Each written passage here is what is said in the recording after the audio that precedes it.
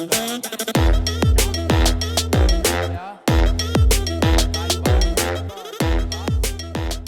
it is March 20th, and we're going to travel through some interesting land, and it's so amazing, this constant refrain that we hear through the Judges. And you know what I didn't do, and I meant to do, is take a look at the timeline. I don't know, maybe somebody in the chat can let us know, how long is the book of the Judges in years? How many years is the book of the Judges? Someone, whoever gets there first and puts that in the chat wins today's prize, which is an Attagirl or an Attaboy. So if you can find it, how long of a span of time is the book of Judges, let us know. But again, these people turn back to the Asherah poles and the gods of the Baals. And here we are, March 20th, turning again to the Asherah poles and the Baals. We'll see that clearly happen today. But as we start, we begin with cities refuse aid. Gideon and his 300 men, exhausted yet keeping up pursuit, came up to Jordan and crossed it. He said to the men of Shechem, "Give my troops some bread. They are worn out, and I'm still pursuing Zebah and Zemuna, the kings of Midian." The officials of Succoth said, "Do you already have the hands of Zebah and Zemulun in your possessions? Why should we give you bread? Why should we give bread to your troops?" Then Gideon replied, "Just for that. When the Lord has given Zebah and Zemuna into my hands, I will tear your flesh with desert thorns and briars." From there, he went on to Peniel and made the same request of them, but they answered as the men of Shechem had. So he said to the men of Peniel, "When I return in triumph, I will tear down this tower." Now, Zebah and Zemulun were in Karkor with a force of about 15,000 men. All of them were left of all that were left of the armies of the eastern peoples. 120,000 swordsmen had fallen. Gideon went up by the route of the nomads east of Nobath and Jogbanath and attacked the unsuspecting army. Zebah and Zelman, how do you say that, do you think? Zelman. Say Zalmunna. Zebah and Zalmunna, the two kings of Midian, fled, but he pursued them and captured them, routing their entire army. Gideon, son of Joash, then returned from the battle by the pass of Heres. He caught a young man of Succoth and questioned him, and the young man wrote down for him the names of 77 officials of Succoth, the elders of the town. Then Gideon came and said to the men of Succoth, "Here are Zebah and Zemula, about whom you taunted me by saying you already have their hands of Zebah and Zemuna in your possession. Why should we give you bread to your exhausted men?" He took the elders of the town and taught the men of Succoth a lesson by punishing them in the desert with thorns and briars. He also pulled down the tower of Peniel and killed the men of the town. Then he asked Zebah and Zemuna, "What kind of men did you kill at Tabor?" "Men like you," they answered, "each one bearing a prince." Gideon replied, "Those were my brothers and sons of my mother. As surely as the Lord lives, if you had spared their lives, I would not kill you." Turning to Jether, his oldest son, he said, "Kill them." But Jether did not draw his own sword because he was only a boy and was afraid. Zebah and Zemula said, "Come do it yourself. As is the man, so is his strength." So Gideon stepped forward and killed them and took the ornaments off their camels' necks. The Israelites said to Gideon, "Rule over us, you, your sons, and your grandsons." rule over us, because you have saved us from the hand of Midian. But Gideon told them, I will not rule over you, nor will my son rule over you. The Lord will rule over you. He said, I do have one request, that each of you give me an earring from your share of the plunder. It was the custom of the Ishmaelites to wear gold earrings. They answered, we'll be glad to give them. So they spread out the garment, and each of them threw a ring from his plunder onto it. The weight of the gold rings he asked for came to 1,700 shekels, not counting the ornaments and pendants and the purple garments worn by the kings of the Midian, or the chains on which that were their camels' necks. Gideon made the gold into an ephod, which he placed at Orpha, his town. All Israelites prostituted themselves by worshiping it there, and it became a snare to Gideon and his family. Thus Midian was subdued before the Israelites, and did not raise his head again. During Gideon's lifetime, the land had peace 40 years. Jerubbaal, son of Josiah, went home to live. He had 70 sons of his own, for he had many wives. His concubine, who lived in Shechem, also bore him a son, whom he named Abimelech. Gideon's son of Joash died at a good old age, and he was buried in the tomb of his father Joash in Orpha in the Abizarites.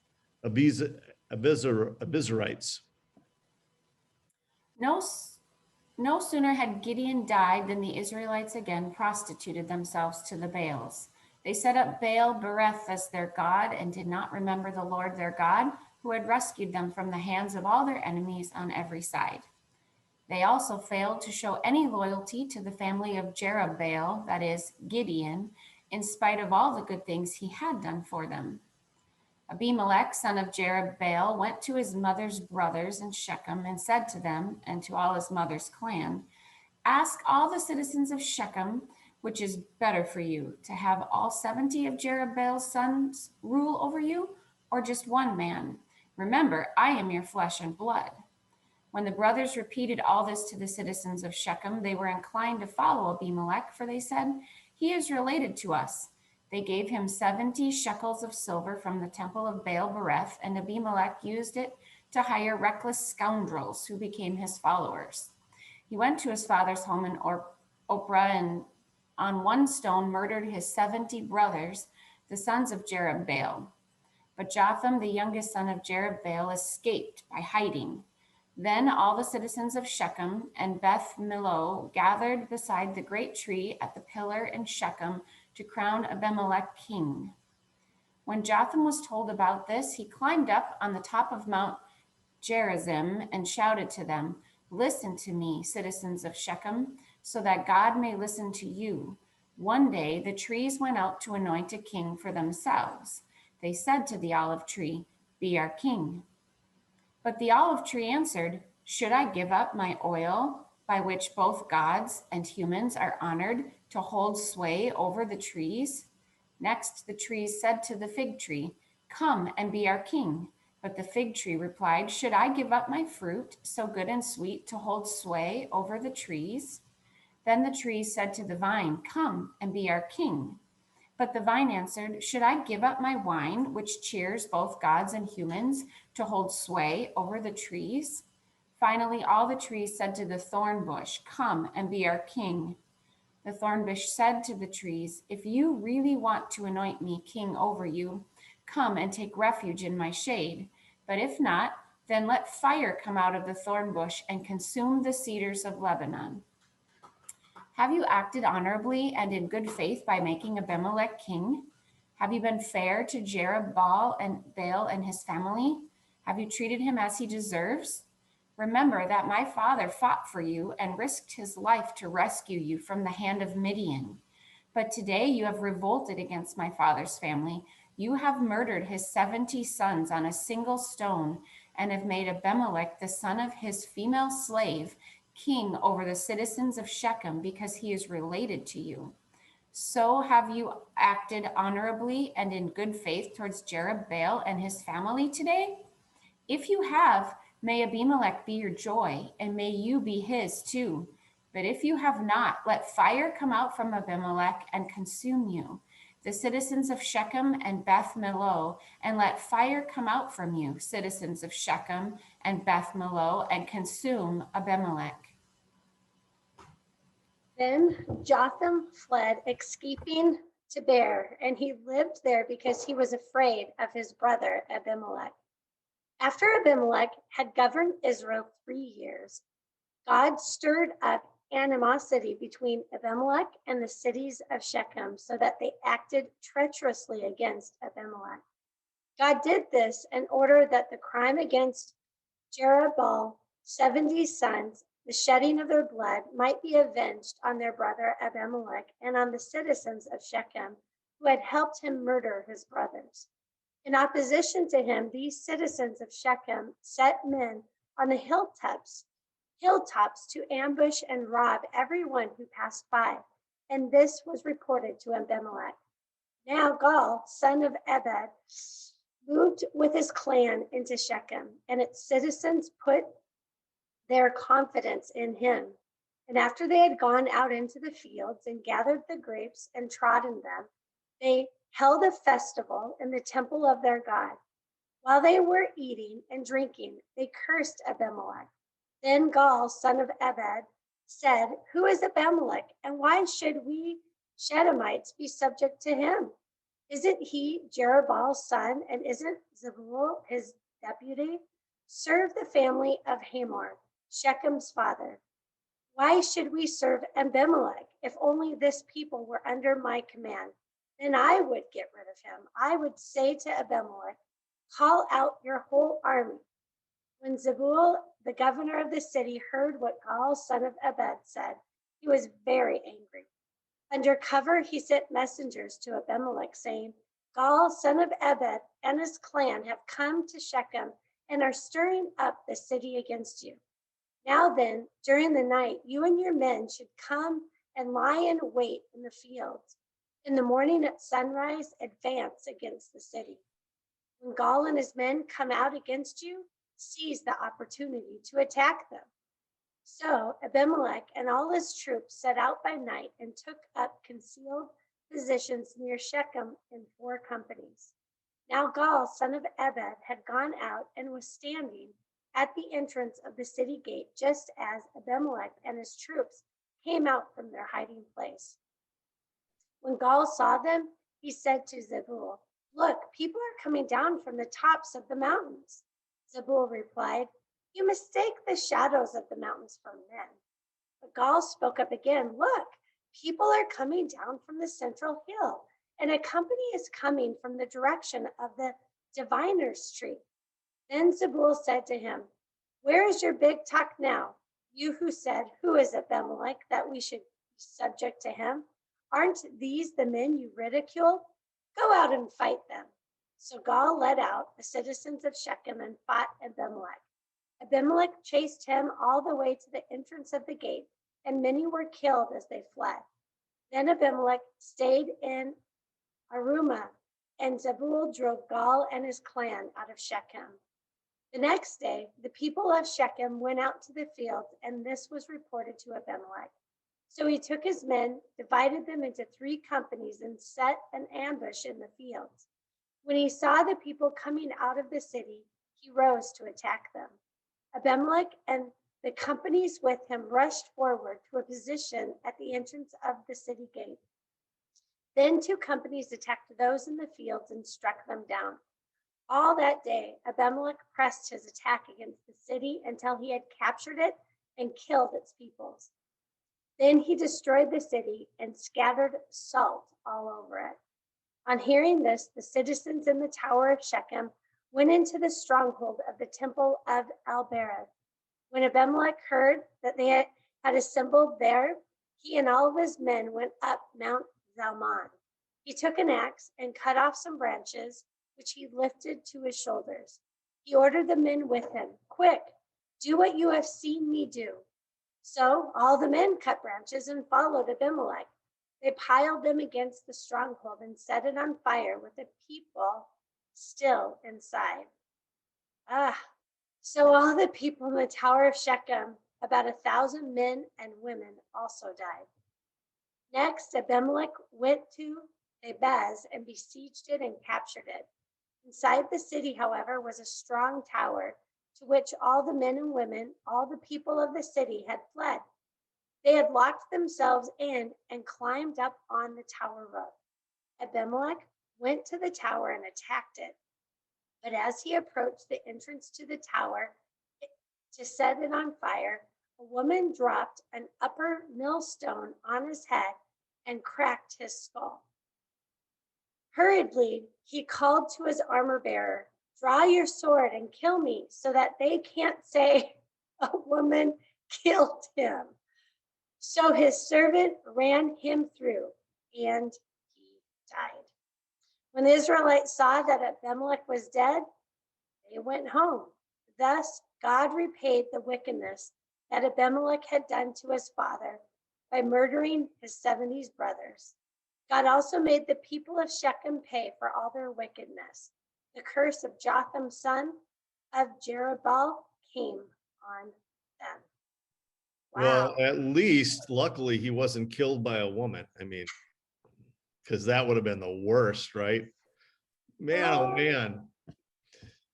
I That don't is know if you something. could produce a motion picture quite as Vividly that. graphic. Yeah, that's a tough text. What'd you ladies glean from the text today? You know what? Maybe because I hardly slept last night, but I had a hard time keeping up with the drama of this text and who God was with and who he wasn't with. I just had a hard time. And thankfully by the end, it came to and made sense to me. It brought the story together. But wow, was a lot happening in that text today. Yeah. So what did you say, Jenny? Jenny's got something. Well, I was trying for the gold star in the first page, and that's lost me, with the time period of Judges was 300 some years, and I think Jonathan got it more accurate than me. But, I've been reading with my son, and we were reading about David's sin recently. And when he said, tell David if he gets upset when, I can't remember, it's Bathsheba's husband dies, tell him, this is what happened. But he's like, he'll get upset because he'll say, wasn't Abimelech killed by a woman because he got too close to the wall? So apparently this goes down in the annals as something stupid to do. So it just was like, well, here it is. Here's Abimelech's death by a woman. Being run through by the sword didn't count as far as history was concerned.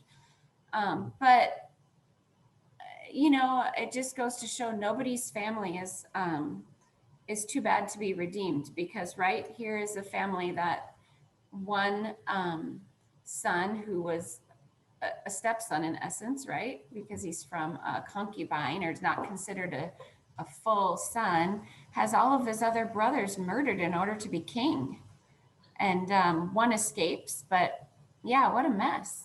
Yeah, which is so interesting how power and the desire for it can cause so much pain and problems to everybody around you, Mm-hmm. and yet we see over and over this kind of cycle of God showing up, God doing stuff, people feeling proud and then entitled, and feeling proud and entitled becomes a downfall to many a good men. What do you see as in fairness, it's not always obvious these are sometimes difficult questions to tackle, but what did you guys see the role of pride playing in Gideon's life? Well, he ended up making that ephod, which ended up being something the people worshiped. Yeah. And so I don't know if I fully grasped that, but the downfall, there was he in all of the good things he did, he ended up leading the people astray. Right. And I read some commentaries at some point, though in fairness, not recently, that lead me to believe, as I reflect back, that that he may have had a good and pure heart in choosing to create this gold ephod as a Is it testimony like of God's faith, monument or a something? monument, yeah. But this monument then becomes something that they worship. So how that happens is a little bit uncertain in my mind. But here's someone who starts out really humble, right? I mean, and then creates this monument that becomes something that leads the people into a place of pagan worship again. What does Gideon's spiritual downfall, though, teach us about, you think, human nature? It can happen to anybody. It can happen to anybody. That's a great observation. I mean, and you know what else, Jenny? I mean, along those lines is that a lot of times I think we're all susceptible to looking towards leaders and putting our hope and our trust and confidence in leaders, and not really considering how frail leaders really are. And when leaders fall, a lot of people wind up being disillusioned or discouraged. And I felt that in this past year, there's been a few people that I've really admired, and then it came out that they had secret lives and riddled with sin, and just bringing those ideas of incongruence together. Like, how could people that I admire and see as such godly influences be living so badly? But it's something that I think accompanies a lot of people in relationship to their spiritual downfall in the human nature, and the notion of often pride, right? I mean, it seems like pride seems to be the catalyst to a lot of that. Not all of it, but a lot of that. I mean, I think there's a lot of ways that we get adrift. We don't need to just center on pride as like the source of people's downfalls, but it certainly seems to be a large highway that many women and men walk down. So It sure seems like I don't know that. I feel like with all of our sin, pride is at the root of somewhere, because it's the idea that your plan, your way of living, your choices are better than what God has set out for you. I mean, ultimately, we choose to sin because we either choose to think that it's best, or we choose to think that it doesn't matter. And yeah, I've had some of the similar things, Mark, as you're talking about, and it's so frustrating because you want to be just absolutely disgusted or angry that not that they just sinned, but that the name it makes for Christ, when you've spent your life doing a ministry and then realize the double life that they've led, and everyone's like, and I'm going to follow you who teach this. But then again, we're just all one bad choice away from being in the same boat. Yeah, I like the way you said that too, because I think it's often a series of bad choices. But I mean, it doesn't. They call it a slippery slope for a reason. It doesn't take most people a long time to go from hero to villain in a story, and oftentimes it's just like there's this very quick succession of poor choices that lead someone into a place of absolute despair or humiliation or ridiculous abuse of people, systems, and it's just really hard to imagine. But I mean, it shouldn't be hard to imagine because we see it so vividly so often. But what are some of the good things that you think can cause Christians to become proud, or that can cause them to lose their focus on serving God? What experientially or in culture have you seen as places where people really stumble and fall away from serving the Lord? I think success is really tough. Success? Success, addiction, insecurities. Any other things that pop in your mind? You can help us in the chat. What do you guys think causes people to fall away from their faith in a meaningful way, or what are some of the good things that you think can cause Christians to become proud or to lose their focus on serving God? Maybe also actually having their focus on an important leader. If my following God was dependent upon what I believe to be true because this is what my pastor says, I feel like pastors have led people astray, or other important leaders have led people astray. They really haven't been building a relationship with the one true God on their own. They've just been following what someone else has said to be true. And then when that person disappoints or proves to be not sincere, then they feel like they've lost everything. Or you've had a tragedy in your life that you don't, like a death of a child or an important thing, and you realize that your faith wasn't really built on what it should have been, on the death and resurrection of Jesus Christ for the salvation of your sins, but on something else. It's just, we're weak and frail people, so it's hard. Life is hard. Life is tricky. And tricky. Life can be tricky. Elizabeth, do you see anything there? Oh my goodness. I mean, I just think, it can be anything at the root of a human being's desire. When a desire takes the place of our desire for God, whatever that desire is. Some of the things that were mentioned on the chat was, sexual, I don't know how the chat went away, but sexual temptation, accountability, or the desire for your own name to be known. Whenever any desire takes the place of the rightful place of God in your life, you're moments away from having things, go bad. And those desires can be good things, or they can be sinful things. And it just really goes to show that our focus really does need to be on God, and not a person, and certainly not those things in our lives that tempt us or try to draw us away from God. And man, that's a choice and a battle that we get to do every day. And today we have a day in front of us. And boy, do I want to make sure that I'm keeping my focus on God and let the worries of this world, kind of go aside. So what do you think, what risks do you think Jotham took in standing up to Abimelech and the people of Shechem? What was he risking when he stood up to Abimelech and the people of Shechem?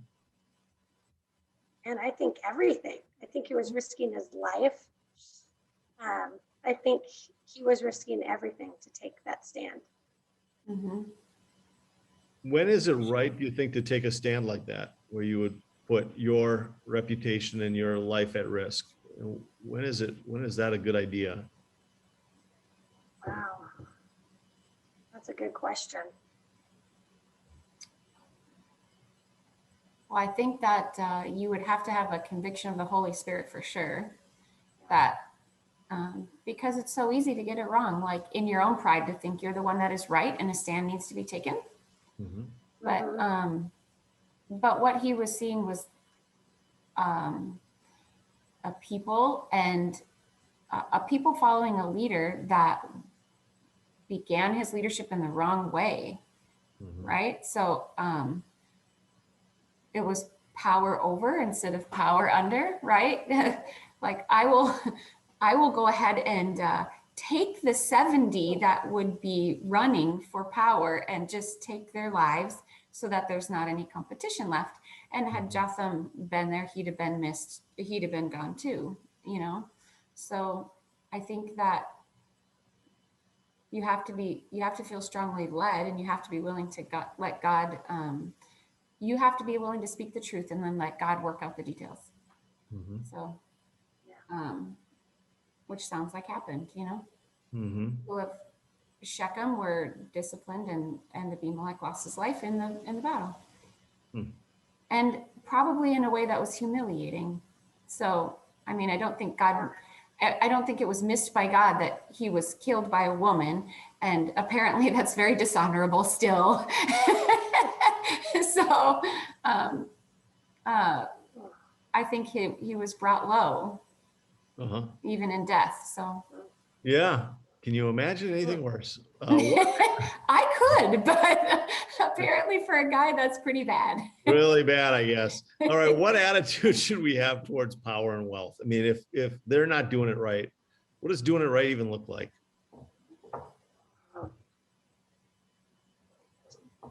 Power and wealth. I mean, yeah, that's a good the attitude towards it. I mean, oh, I know what it shouldn't be. It shouldn't be the thing we're striving for.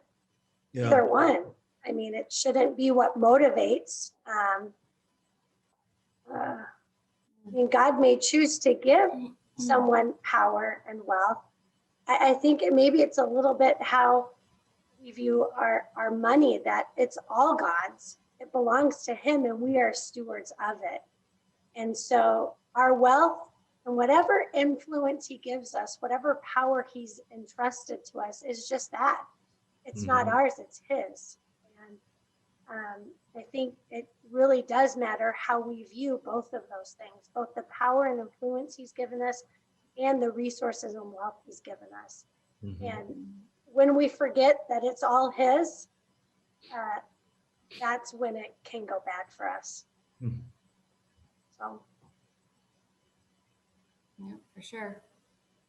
Yeah, I have a fairly unknown subscribership or readership on Twitter, and I use Twitter to collect leadership thoughts, and this last week I shared a leadership thought on Twitter that I think is kind of just poignant for today. It's from Ben Roethlisberger, Pittsburgh Steelers quarterback. I've been reading about leadership, I said, and was stirred by this quote: leadership is something you earn, something you're chosen for. You can't come in yelling, "I'm your leader." If it happens, it's because the other guys respect you. And I thought that was just a great quote about leadership, that the leadership really is something that's bestowed on us and not something we can really grab a hold of. And in this case, you look at Shechem, I think his desire was to grab a hold of something that wasn't meant for him. And ultimately it became his downfall. I think so often we see power as when it's wielded badly, it winds up hurting lots of people, killing lots of people. And in this case, becoming his downfall too, right? So pretty interesting how God had chosen Gideon, bestowed leadership on him. Definitely did. Yeah. And what a difference that was, and how when you try to grab a hold of something that isn't for you, it is your downfall. And so that happens in little ways and big ways all the time. And we ought not be surprised by that. That shouldn't surprise us. So. And one thing I was just thinking about, he chose Gideon, but Gideon still had a lot of wives. And, he didn't do it perfect. And we shouldn't assume just because he was chosen by God and used in a great way that his family is perfect and that they're the next obvious person in charge. We ought to be looking to see where God is moving, who God has put his blessing on, and not just assume that in our humanness we know the right way to go, because obviously it doesn't always work that way, you know. Mhm. Even if Gideon had done everything right, his children have choices to make to follow God. So, you know, we have to be careful who we put our trust into. No doubt. Well, that's a good word to end on, Jenny. Why don't you pray us out today? Lord God, I just thank you for this this beautiful day that we have in front of us, and I just pray that you would help us to remember to always give thanks for the blessings that you have given to us, for any power we might have been entrusted with, any blessings that you have allowed us to manage for you. Help us to just always remember to keep in perspective that they truly are yours and you've allowed us to manage them for a time. And then, Lord, help us to also remember that we need to put our trust and our faith in you and not in people. And we need to look to see where you are moving so that we can follow you in the direction you are leading us, and not to put more faith or more trust in leaders than we ought to. Ask that you'd help us to always remember that you are our one true leader, and that you have blessed many to lead your people, but that we need to keep in perspective that we are all human and we make mistakes, so that our faith is not lost when someone falters. We ask this, Lord Jesus, in your name. Amen. Amen. I love that. When my son Caleb was turning 13, we had as a theme verse for him, and it's a verse I really love, and one that I share. As it relates to following leaders, this one's a good one, and it says, "Follow my example." This was Paul speaking to Timothy, right? Follow my example as I follow the example of Christ. And when you're looking at a leader, and when we're trying to lead others, we ought to do two things. One, if we're leading others, our kids, our husbands, our families, as we're leading others, we ought to be following Christ and be able to make that our heart cry. Follow me as I follow Christ. That's our leadership kind of call. Our beckon and our hope is that we would follow Christ, and that we're inviting others to follow Christ as we're following Christ. And then the second thing is, as you're following people, try to follow leaders that are following Christ.